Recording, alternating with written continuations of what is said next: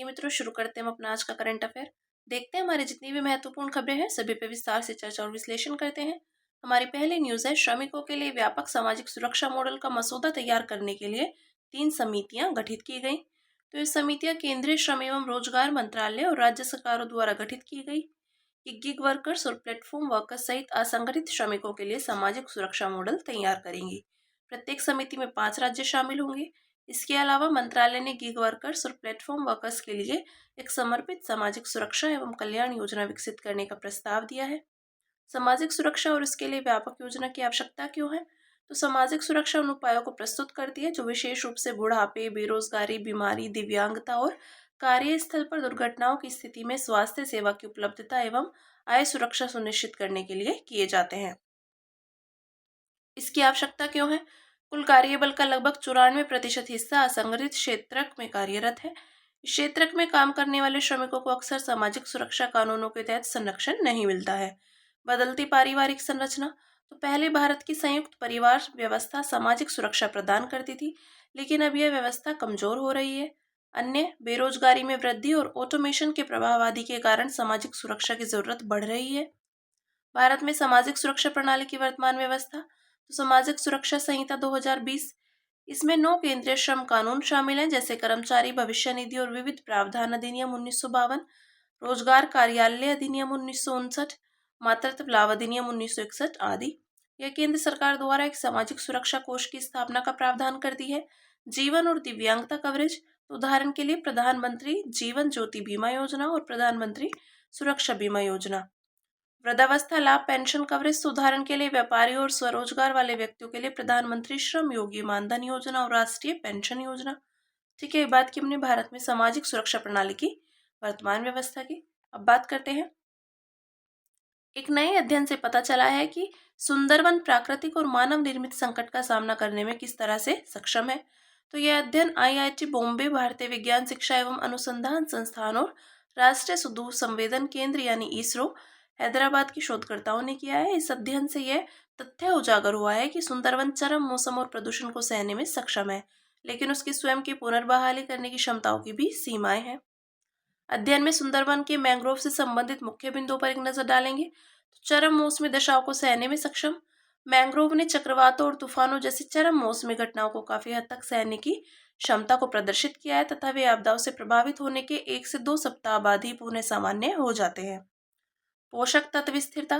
तो मानव जनित जल प्रदूषण के कारण पोषक तत्व संरचना में गिरावट के बावजूद मैंग्रोव की उत्पादकता स्थिर बनी रहती है। यह संकट के दौरान भी मैंग्रोव की सुचारू कार्य प्रणाली की क्षमता को दर्शाता है। बेहतर लिंक स्ट्रेंथ और मेमोरी। तो मैंग्रोव जल मौसम विज्ञान संबंधी घटकों जैसे वर्षा, तापमान व वायु गति के साथ लिंक स्ट्रेंथ और मेमोरी में वृद्धि करके अपनी उत्पादकता को स्थिर या संतुलित बनाए रखते हैं। पादप में मेमोरी का अर्थ चक्रवात जैसी अतीत की प्रतिकूल घटनाओं के प्रति की गई प्रतिक्रियाओं को याद रखना और उन्हें भविष्य में उपयोग हेतु संग्रहित करना है। जानते हैं मैंग्रोव के विषय में। तो मैंग्रोव एक काष्ठेय वृक्ष है जो समुद्र और भूमि के बीच कुछ समय के लिए ज्वार से जलमग्न रहने वाले क्षेत्रों में पाया जाता है। मैंग्रोव प्रजाति की मुख्य विशेषताएं। तो मैंग्रोव समुद्र के पास खारे पानी में पनपने वाले एकमात्र वृक्ष है। यह उच्च कार्बन घनत्व और उच्च कार्बन सिक्वेस्ट्रेशन के कारण वैश्विक कार्बन बजट का एक अनिवार्य घटक है। इन्हें अक्सर ब्लू फॉरेस्ट या वेटलैंड इकोसिस्टम इंजीनियर कहा जाता है। भारत में मैंग्रोव यानी सुंदरवन के अलावा तो भीतरकनिका ओडिशा, पिचावरम वन तमिलनाडु, चोराव द्वीप गोवा, कच्छ की खाड़ी गुजरात, वेबनाड कोल केरल, अंडमान और निकोबार द्वीप समूह आदि हैं। सुंदरवन के विषय में देखते हैं। तो सुंदरवन दक्षिण एशिया यानी भारत और बांग्लादेश में गंगा ब्रह्मपुत्र मेघना डेल्टा में स्थित है। इसका वैश्विक महत्व। तो यह विश्व का सबसे बड़ा सतत या अविखंडित मैंग्रोव वन है। इसे यूनेस्को विश्व धरोहर स्थल और अंतर्राष्ट्रीय महत्व के रामसर स्थल के रूप में मान्यता प्राप्त है। खतरा। तो भारतीय सुंदरवन को पारिस्थितिकी तंत्र की IUCN रेड लिस्ट के तहत 2020 के आकलन में एंडेंजर्ड के रूप में वर्गीकृत किया गया था। पारिस्थितिकी तंत्र सेवाएं। तो यह तटीय समुदाय को बाढ़ से बचाने के लिए रक्षा की पहली पंक्ति के रूप में कार्य करता है। यह लाखों लोगों की आजीविका और नीली अर्थव्यवस्था का समर्थन करता है आदि। ठीक है, बात की हमने सुंदरवन की। अब बात करते हैं अगली न्यूज जो है हमारी, रामसर कन्वेंशन के अंतर्गत भारत से 4 और आर्द्र भूमियां शामिल की गई। इसके बाद रामसर कन्वेंशन के अंतर्गत भारत की आर्द्र भूमियों की संख्या 85 से बढ़कर 89 हो गई है। यह एशिया में सबसे बड़ी संख्या है, जबकि विश्व स्तर पर तीसरी सबसे बड़ी संख्या है। इन 4 आर्द्रभूमियों को तमिलनाडु, सिक्किम और झारखंड से शामिल किया गया है। तमिलनाडु 20 रामसर स्थलों के साथ सबसे आगे है, जो भारतीय राज्यों में सबसे ऊपर है। सिक्किम और झारखंड से पहले रामसर स्थल है। देखते हैं 4 नए राम स्थलों के विषय में। सक्कारा कोत्तई पक्षी अभ्यारण्य तमिलनाडु, तो स्थान है इसका मन्नार की खाड़ी के पास मध्य एशियाई फ्लाईवे पर स्थित है। ऐतिहासिक महत्व, सक्कारा कोत्तई होज को 1321 ईस्वी में कूडीमारमटू के जरिए बनाया गया था। यहाँ painted stork, black headed Ibis आदि प्रजातियां पाई जाती है। नेक्स्ट है थेरथांगल पक्षी अभ्यारण्य तमिलनाडु, तो स्थान यहाँ का मन्नार की खाड़ी के पास मध्य एशियाई फ्लाईवे पर स्थित है। यह painted stork, black headed ibis, spot billed pelican आदि प्रजातियों का पर्यावास है। यह बबूल वृक्षों के लिए भी विख्यात है। नेक्स्ट है खेचोपलरी वेटलैंड, जो सिक्किम में है। इसे विशिंग लेक के नाम से भी जाना जाता है। ऐसा माना जाता है कि यह इच्छाएं पूरी करती है। स्थानीय रूप से इसे शो जो शो यानी ओ लेडी सीट हियर कहा जाता है। इसे मूल रूप से खा चोट पालरी भी कहा जाता है। इसका अर्थ पद्मा संभव का स्वर्ग है। यह सर्क प्रकार की आर्द्रभूमि है। इसे बौद्ध और हिंदू दोनों द्वारा पवित्र माना जाता है। फिर है उधवा झील, जो कि झारखंड में है। तो इसका नाम भगवान कृष्ण के मित्र महाभारत के संत उद्धव के नाम पर रखा गया है। इसे वन्य जीव अभ्यारण्य और महत्वपूर्ण पक्षी क्षेत्र घोषित किया गया है। इस अभ्यारण्य में 2 जल निकाय हैं। पहला है पटोरन और बरहले। फिर यह हाउस स्विफ्ट, फिशिंग ईगल और ब्राह्मणी काइट जैसी पक्षी प्रजातियों का पर्यावास है। ठीक है, बात करते हैं आर्द्रभूमियों पर रामसर कन्वेंशन के विषय में। तो इसे 1971 में रामसर यानी ईरान में अपनाया गया था। उद्देश्य है आर्द्रभूमियों के संरक्षण और उनके जिम्मेदारीपूर्ण उपयोग हेतु राष्ट्रीय और अंतर्राष्ट्रीय प्रयासों के लिए एक फ्रेमवर्क प्रदान करना। और 2 फरवरी को विश्व आर्द्रभूमि दिवस मनाया जाता है। ठीक है, फिर नेक्स्ट न्यूज है हमारी। केंद्र सरकार ने निजी कंपनियों को सेवा वितरण के लिए आधार सत्यापन का उपयोग करने की अनुमति दी। तो केंद्रीय इलेक्ट्रॉनिक्स और सूचना प्रौद्योगिकी मंत्रालय ने सुशासन के लिए आधार सत्यापन संशोधन नियम 2025 अधिसूचित किए हैं। यह अधिसूचना 2020 के नियमों में बदलाव के लिए जारी की गई है। ये नियम आधार अधिनियम 2016 के तहत अधिसूचित किए गए हैं, जिसमें वित्तीय और अन्य सब्सिडियां, प्रसुविधाओं और सेवाओं का लक्षित परिधान। ठीक है, अब बात करते हैं वर्ष 2020 के नियमों में किए गए नए संशोधन। तो आसान जीवन, ईज ऑफ लिविंग के आधार पर सत्यापन का विस्तार। इस संशोधन से सरकारी और गैर सरकारी संस्थाओं को जनहित में आधार सत्यापन के माध्यम से सेवाएं प्रदान करने की अनुमति मिल गई है। इस संशोधन के माध्यम से ई कॉमर्स, यात्रा, पर्यटन, आतिथ्य यानी हॉस्पिटैलिटी और स्वास्थ्य सेवा जैसे क्षेत्र द्वारा प्रदान की गई सेवाओं को कवर किया गया है। आधार सत्यापन के अनुरोधों की मंजूरी प्रक्रिया को आसान बनाया गया है। आधार सत्यापन का उपयोग करने के इच्छुक संस्थानों को एक अलग पोर्टल के जरिए संबंधित मंत्रालय या विभाग के पास आवेदन करना होगा। भारतीय विशिष्ट पहचान प्राधिकरण इन आवेदनों की समीक्षा करेगा तथा इलेक्ट्रॉनिक्स और सूचना प्रौद्योगिकी मंत्रालय उसकी सिफारिशों के आधार पर मंजूरी देगा। MEITY की पुष्टि के बाद संबंधित मंत्रालय विभाग संस्था को अनुमति देने संबंधी अधिसूचना जारी करेगा। नए संशोधनों का महत्व, तो गवर्नेंस में सुधार होगा और नवाचार को बढ़ावा मिलेगा। तो आधार सत्यापन का उपयोग करने से इनोवेटिव डिजिटल समाधान के विकास को प्रोत्साहन मिलेगा। सरकारी और निजी संस्थाओं के बीच सहयोग को बढ़ावा मिलेगा। इससे प्रशासनिक कार्यों में सुधार होगा। विश्वसनीय लेन देन को बढ़ावा, तो आधार सत्यापन के उपयोग से सेवा प्रदाता और सेवा प्राप्तकर्ताओं के बीच सुरक्षित एवं विश्वसनीय लेन देन सुनिश्चित होंगे। प्रभावी सेवा वितरण को बढ़ावा, तो आधार नंबर आधारित सेवाओं के वितरण की प्रक्रियाओं को तेज और अधिक प्रभावी बनाया जा सकेगा। आधार नंबर के बारे में, तो यह 12 अंकों की विशिष्ट संख्या है जिसे भारतीय विशिष्ट पहचान प्राधिकरण जारी करता है। UIDAI एक सांविधिक प्राधिकरण है। इसे आधार अधिनियम 2016 के तहत स्थापित किया गया है। आधार नंबर में जनसांख्यिकीय डेटा, नाम, लिंग, जन्मतिथि व पता और बायोमेट्रिक डेटा यानी फिंगरप्रिंट, आइरिस स्कैन और चेहरे की फोटो शामिल होते हैं। आधार अधिनियम 2016 की धारा 7 सरकार केंद्र या राज्यों की संचित निधि से वित्त पोषित योजना का लाभ या सब्सिडी प्राप्त करने हेतु लाभार्थियों के लिए आधार नंबर को अनिवार्य बना सकती है। और आधार मेटा डेटा, तो सुप्रीम कोर्ट के अनुसार आधार डेटा को 6 महीने से अधिक समय तक संग्रहित नहीं किया जा सकता। ठीक है, फिर बात करेंगे। केंद्रीय वित्त एवं कॉरपोरेट कार्य मंत्री ने संसद के समक्ष आर्थिक सर्वेक्षण 2024-25 प्रस्तुत किया। तो आर्थिक सर्वेक्षण भारतीय अर्थव्यवस्था के प्रदर्शन और सरकारी नीतियों के साथ साथ आगामी वित्त वर्ष के लिए आउटलुक का संकलन है। इसे मुख्य आर्थिक सलाहकार के मार्गदर्शन में तैयार किया जाता है। इसे केंद्रीय वित्त मंत्रालय का आर्थिक कार्य विभाग तैयार करता है। आर्थिक सर्वेक्षण 2024-25 का फोकस विनियमन के माध्यम से घरेलू समृद्धि और लचीलापन बढ़ाना। आर्थिक सर्वेक्षण 2024-25 के मुख्य बिंदुओं पर एक नजर डालते हैं तो वास्तविक सकल घरेलू उत्पाद ये चालू वित्त वर्ष 2025 में अर्थव्यवस्था के मांग पक्ष से आर्थिक गतिविधि को दर्शाता है। यह आगामी वर्ष यानी वित्त वर्ष 2026 में 6.4% आंका गया है। हेडलाइन मुद्रास्फीति तो कोर मुद्रास्फीति में कमी आने के कारण हेडलाइन मुद्रास्फीति में भी कमी आ रही है। कोर मुद्रास्फीति खाद्य और ऊर्जा को छोड़कर वस्तु एवं सेवाओं में मुद्रास्फीति होती है। वैश्विक चुनौतियों के बीच निर्यात वृद्धि तो वित्त वर्ष 2025 के पहले 9 महीनों में कुल निर्यात यानी वस्तु प्लस सेवा $600 बिलियन से अधिक हो गया था। सर्वेक्षण में व्यक्त की गई चिंताएं तो प्रतिकूल वैश्विक आर्थिक परिवेश, बढ़ते व्यापार संरक्षणवाद ने वैश्विक व्यापार और निवेश को धीमा कर दिया है। चीन का विनिर्माण क्षेत्र में प्रभुत्व तो वैश्विक उत्पादन में चीन का योगदान 1/3 है, जो अगले 10 बड़े देशों के संयुक्त उत्पादन से भी अधिक है। भारत के सामने कई बाधाएं हैं तो एक महत्वाकांक्षी अर्थव्यवस्था की बुनियादी संरचना और निवेश आवश्यकताओं को पूरा करने के लिए आवश्यक पैमाने एवं गुणवत्ता पर क्रिटिकल गुड्स का उत्पादन करना। सर्वेक्षण में की गई सिफारिशें तो अर्थव्यवस्था को विनियमन मुक्त करना, आर्थिक समृद्धि को बढ़ावा देने, व्यापार करने की लागत को कम करने तथा रोजगार और आय सृजन को बढ़ावा देने के लिए विनियमनों को सरल बनाना चाहिए। बुनियादी ढांचे के विकास पर ध्यान तो भौतिक, डिजिटल और सामाजिक बुनियादी ढांचे में सार्वजनिक व्यय को प्राथमिकता दी जानी चाहिए। विकसित भारत @2047 के तहत परियोजनाओं को आगे बढ़ाने के लिए निजी क्षेत्र की भागीदारी महत्वपूर्ण होगी और बाधा न बनना तो व्यवसायों को अपने मूल मिशन पर ध्यान केंद्रित करने की सुविधा प्रदान कर सरकारें महत्वपूर्ण योगदान दे सकती हैं। इससे नवाचार को बढ़ावा देने और प्रतिस्पर्धात्मकता बढ़ाने में मदद मिल सकती है। ठीक है, हम बात करते हैं। कर्नाटक सरकार ने असाध्य बीमारी से पीड़ित मरीजों को सम्मान के साथ मरने का अधिकार दिया। तो राज्य सरकार ने यह निर्णय सुप्रीम कोर्ट के उस फैसले के अनुरूप लिया है जिसमें यह कहा गया था कि असाध्य बीमारी से ग्रसित मरीजों को सम्मान के साथ मरने का अधिकार प्राप्त है, यानी right to die with dignity. यह निर्देश लागू करने वाला कर्नाटक देश का दूसरा राज्य है। ऐसा पहला राज्य केरल है।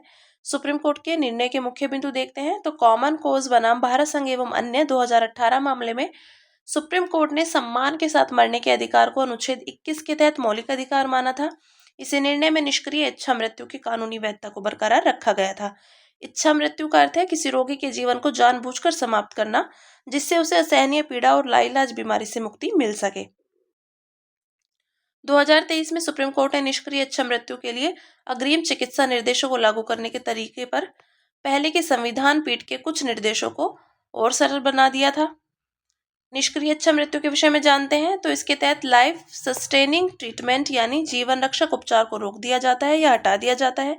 यह उन असाध्य बीमारियों के मरीजों के लिए उपलब्ध है जो लंबे समय से इलाज करा रहे हैं लेकिन उनके ठीक होने की कोई संभावना नहीं है और वे स्वयं निर्णय लेने में सक्षम नहीं है। इसके विपरीत सक्रिय इच्छा मृत्यु में किसी असाध्य बीमारी से पीड़ित मरीज के स्वैच्छिक आग्रह पर जानबूझकर उसे मृत्यु देना है। भारत में सक्रिय इच्छा मृत्यु गैर कानूनी है। केंद्रीय स्वास्थ्य और परिवार कल्याण मंत्रालय ने असाध्य बीमारी से ग्रसित मरीजों के लिए जीवन रक्षक उपचार की वापसी पर दिशा निर्देश का ड्राफ्ट जारी किया है।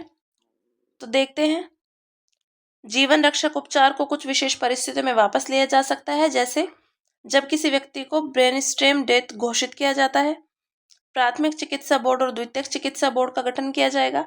प्राथमिक चिकित्सा बोर्ड के सदस्य सर्वसम्मति से जीवन रक्षक उपचार को रोकने का निर्णय लेंगे।